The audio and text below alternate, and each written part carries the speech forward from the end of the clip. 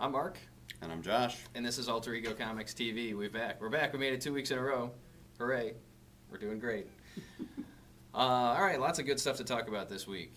First up, Ultimate Thor #1, Jonathan Hickman, Carlos Pacheco. I was expecting not to like this, but I actually did like it. If you're a fan of Ultimate Comics, you probably want to check this one out. Even if you're not, it's fairly accessible. If you want to check out Thor, I don't know what this is going to have to do, if anything, with the movie coming out next year, but it's an interesting take on the traditional character of Thor. Good artwork, good story, good #1 issue. Check it out. American Vampire continues to be very good. Haven't read a bad issue yet, so take that. Brightest Day as well. Brightest Day #11. And again, haven't read a bad issue. It's meant to kind of be a slow boil, I think.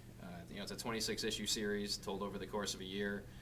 But each issue has enough to keep me coming back, and I think to keep most readers coming back.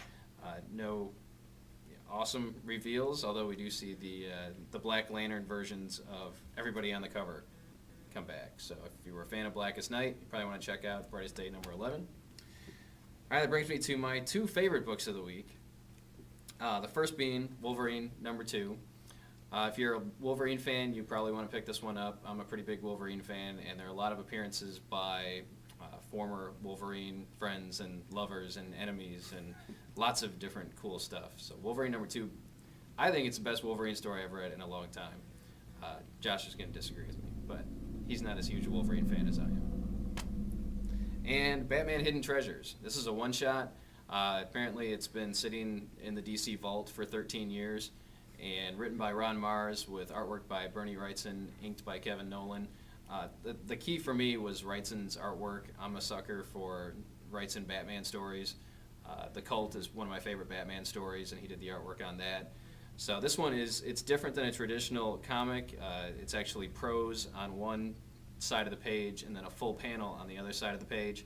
So the artwork gets a lot of screen time, a lot of page time.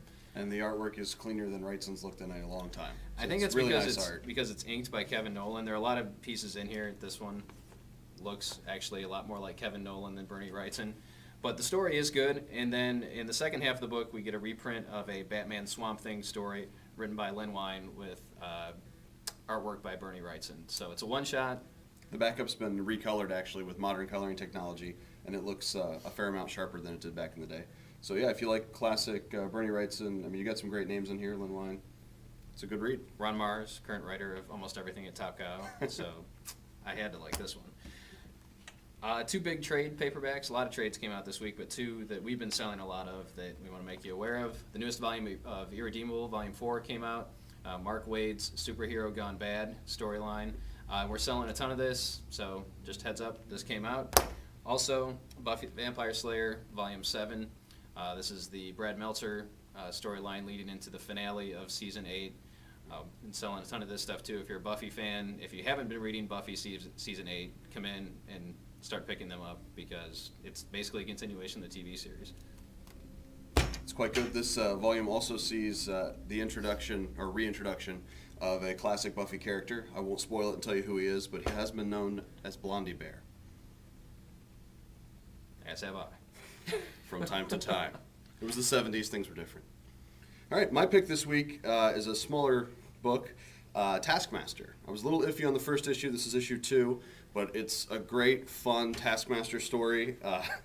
As all Taskmaster stories are, really, when you're hired to kill people. But it's got him going up against every mercenary group in the Marvel Universe. You've got Mexican Bandidos and Hydra and AIM and everyone they ever had in the background of anything. It's got a great sense of humor. It's Van Lente, who is sort of hit or miss, but is really in his stride, in his strike zone here with the humor, and it's a great book. We still have a couple copies of the first 2 issues, so check it out. I've always liked Taskmaster. Cool character. Underused, so hopefully this gives him his due. On the non-comic front, we got some cool action figures in the last couple of days. One is the G.I. Joe Flint 12-inch figure from Sideshow Collectibles. Sideshow's been doing a bang-up job on the G.I. Joe line since they picked it up. We've gotten Duke and a couple Cobra figures and Cobra Commander and Snake Eyes and a whole bunch of other ones, and most of them are sold out and no longer available because these are limited edition. But we did just get Flint in. Would make a great Christmas gift for a G.I. Joe fan. And we do have a handful of these left in stock. So if you're interested in this, you can check it out on the website or stop by the store. And we'll be happy to show them to you. That's it for this week. Knock on wood. We'll be back next week. Same bad time, same bad channel. Thanks for watching. Take care.